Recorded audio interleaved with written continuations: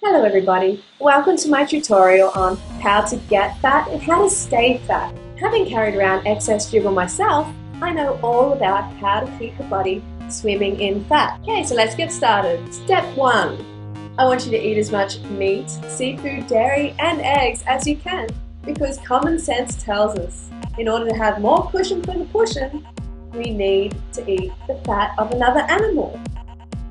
You don't have to stop eating the foods you love. Okay, now I stopped eating burgers, beef burgers.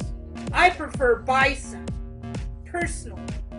I think it has a better taste, it's leaner, and there are no hormones, no antibiotics, all that stuff that makes you fat. I think it cooks up nicer. I prefer bison to beef, regular cattle beef. I prefer chicken over burgers any day of the week. Not necessarily fried chicken. I like to grill my chicken. Step 2. Make sure you avoid all clean carbohydrate sources such as fruit, rice, pasta, potatoes, root vegetables, all those sort of foods because they will cause you to lose fat. No. Remember, the goal here is to keep you a tubster. Step 3. Diets don't work! Go on a different fad diet each week. Low-carb diets are particularly good because they teach your body to become a fat storer, instead of a fat burner. Expect to feel like a psychopath while you're not getting enough glucose to your brain, but don't worry, you'll binge out on carbohydrates soon anyway. Now the ever-popular veggie diet. Vegetarians, they're everywhere now, especially with the animal rights movement going on. Vegetarians usually take away all the animal products and replace them with plant products. Anything that grows on plants, they'll eat that. They will not eat things like meats and dairy products.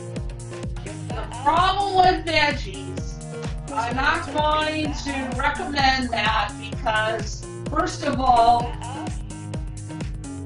human beings cannot live on veggies alone. Step 4. Avoid all forms of exercise. Become allergic to your own sweat. Buy all the fitness gear that you can think of. Don't forget to get a gym membership for a year. But most important, don't use them because that will cause the lard to shift. Okay, so once you're fat, you need to keep yourself fat. I used to be a chunky monkey, so I have some great tips. As you munch down on your fried chicken leg, make sure you tell people who question your size that it has nothing to do with diet and that you're big boned and you have a thyroid problem. This will always get their sympathy and get them off your back.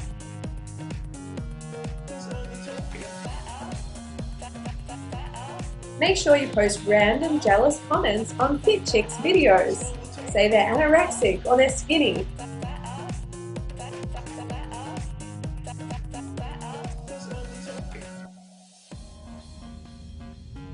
Remember though, if they call you fat in return, that is an insult and you should call them mean, even if it's true. Make sure you remain anonymous because retribution can be stressful and it can lead to undereating and weight loss. Remember, if you want to stay a chubmeister, then you must live in denial. Call yourself attractive terms like curvy, womanly, plus size, sturdy, voluptuous, full-figured. That way you create an identity which helps keep you comfortable while you're fat. Why change? Watch other fat people on TV like Oprah or the fat people on Jerry Springer. This will help you feel less alone.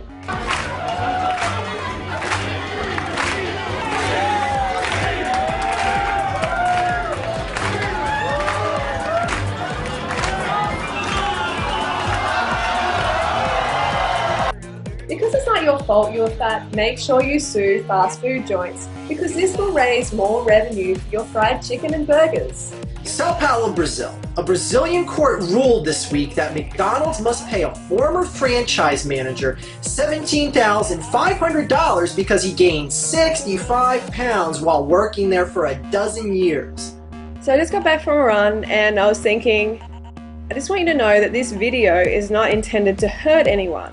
But it is intended to hopefully wake up those who are in denial about being fat. Because a fat is killing you. The fat is killing the environment, the animals. It's bad for everything. It's bad for your health, it's bad for your appearance, your relationships.